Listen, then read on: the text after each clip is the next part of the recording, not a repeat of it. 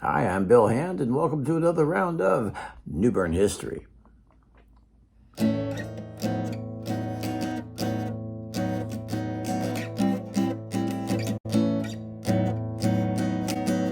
Now, over the past few episodes, we've been talking about bombs and more bombs in Goldsboro, bombs in Florence, and somehow we missed talking about this bomb. This week, we're going to talk about women. It's Women's History Month, and I am reminded of Mark Twain's speech in 1868, A Toast to Women, in which he said, "What, sir, would the people of this earth be without women? Oh, they would be scarce, sir." And so let's look at women. Let's start with Charlotte S. Rhone. Miss Rhone had the extreme disadvantage of being black in a Jim Crow age, but her drive and her personality, as well as her caring touch, endeared her to the blacks and to the whites of the community alike. She was born in 1874. That was 3 years before Reconstruction ended and the birth pangs of Jim Crow era began. Now, from her childhood, she always wanted to be a nurse. And so she applied to 6 nursing schools in North Carolina and was rejected by every single one.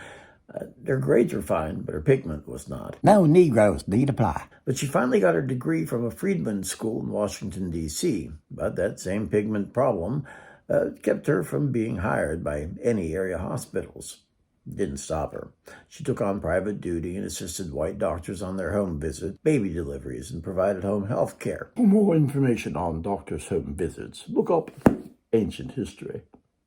An article by Phoebe Pollitt that appeared in the 2015 American Journal of Nursing magazine noted her popularity, citing the 1901 Colored American as stating on a return to New Bern that, quote, "She is a woman of amiable disposition and positive character. Encircling her is the confidence of all who knew her to prove her profession was honorable." The Raleigh Gazette in 1897 also mentioned her. Miss Charlotte Rhone, one of New Bern's beautiful and charming society young ladies, attended the fair here last week, it read.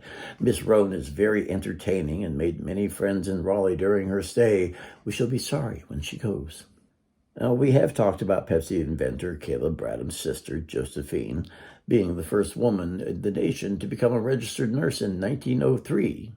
Now, this was because North Carolina had just passed the first registration law for nurses in the nation. Only a week or two later, Charlotte registered, probably making her the first black woman to register as a nurse in the nation. Ms. Pollitt references the Craven County Community College newspaper article of 2005 as well, and it speaks of Rhone's take-charge attitude. Quote, "Lifelong New Bern resident Kitty Van Buskirk recounted an old story of Rhone attending the birth of a baby and then hurrying downstairs to scold the men who sat around a kitchen table playing cards, drinking whiskey, smoking cigars, and making a great deal of noise." Now, there is no room in this column to list her many activities in the communities she served over the years, but notable among them was her hard work assisting recovery after the fire of 1922 destroyed 44 blocks in the black section of New Bern, leaving thousands homeless and unemployed. Rhone herself lost her home in the fire, and she lived for a couple of years in the resulting tent city. She was also a leader in the North Carolina Negro Social Work Association and worked her way up to the position of assistant superintendent of a Craven County Welfare Department in 1937. It was an almost unheard of honor for a black living in the South at that time. Charlotte would further enhance her local fame when she and her sisters opened the Rhone Hotel in 1923.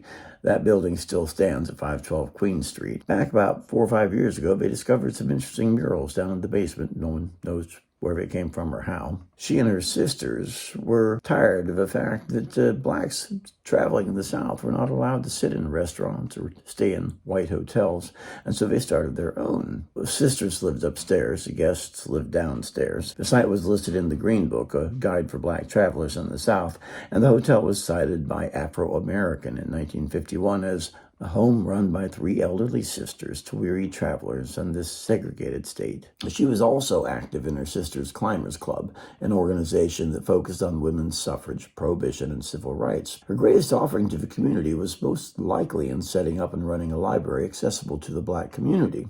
The West Street Public Library, that is, which ran until desegregation brought blacks into the city's public library system. That little library stands as the Charlotte Rhone Cultural Center today. I'm Bill Hand, and next week we'll take another look at a New Bern lady of history here on New Bern History with yours truly, Bill Hand.